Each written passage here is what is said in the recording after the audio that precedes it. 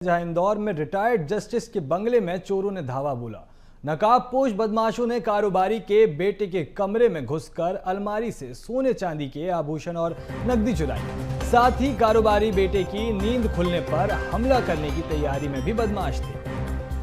कैमरे में ये पूरी घटना कैद हुई है। कमरे में लगे सीसीटीवी कैमरे में घटना कैद हुई है। कुड़ैल थाना क्षेत्र की घटना बताई जा रही। पुलिस मामले की जांच कर रही है। तो इंदौर से खबर सामने आ रही है, जहां रिटायर्ड जस्टिस के बंगले में चोरों ने धावा बोला। कमरे में लगे सीसीटीवी कैमरे में ये पूरी घटना कैद हुई है। आप देख सकते हैं, जिसमें दो बदमाश हैं। एक बदमाश तिजोरी में से हाथ साफ कर रहा है और दूसरा बदमाश एकदम खड़ा हुआ है हथियार लेके कि अगर ये युवक उठता है तो उस पर हमला किया जाए और उसे तुरंत मौत के घाट उतार दिया जाए।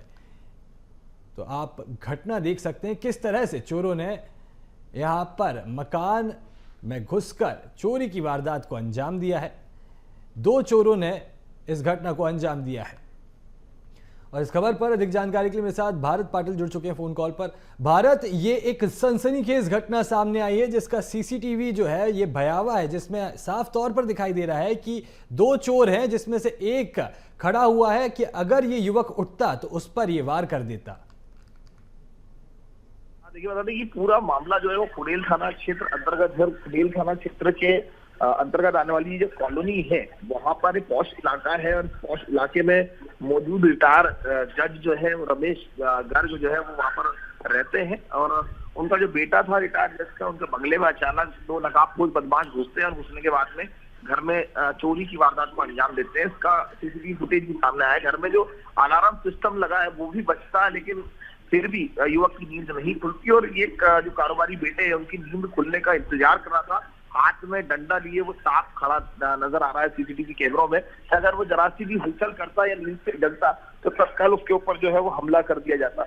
इस घटना के बाद में पुलिस ने सीसीटीवी फुटेज बरामद किए गए हैं, लेकिन बात की जाए इस घटना को लेकर के तो पुलिस ने बागटांडा गिरोह पर जो है अब शंका जाहिर की कि इसके अलावा तिजई नगर हो या फिर खुडेल हो, सावेर हो, कनाड़िया हो, ऐसे 3-4 अलग अलग वारदातें जो है सामने आई और सभी के सीसीटीवी फुटेज में जो लोग दिख रहे हैं, नजर आ रहे हैं, चाहे वो लसूरिया गए उसमें कहीं ना कहीं एक सिमिलरिटी जो है नजर आ रही है। एक गिरोह जो है वो लगातार सक्रिय नजर आ रहा है। अभी इस कमरे में दो लोग थे, कितने लोग बंगले में घुसे थे, कितने लोगों ने अंजाम दिया, इन सभी की परतें जो है वो खोली जाएगी। क्राइम ब्रांच को भी इस पूरे मामले में लगाया गया, लेकिन लाखों रुपए के नकदी और आभूषण लेकर जो गिरोह है वो फरार हो चुका है। फिलहाल पुलिस अब सीसीटीवी फुटेज और अन्य भारत, लेकिन एक बात यहाँ पर गौर करने वाली है कि एक रिटायर्ड जस्टिस के घर पर चोरों ने निशाना बनाया है। हो सकता है कि ये चोरों की एक सोची समझी चाल भी हो। बिल्कुल, देखिए ये पूरी निगरानी रख के किया गया काम है। साफ नजर आता है कि जिस तरह का बंगला वहां पर बना है, मौजूद है, वहां पर सिक्योरिटी भी टाइट रहती है, लेकिन उसके बावजूद भी चोरों ने जो है रेकी की और रेकी करने के बाद भी घटना को अंजाम दिया गया।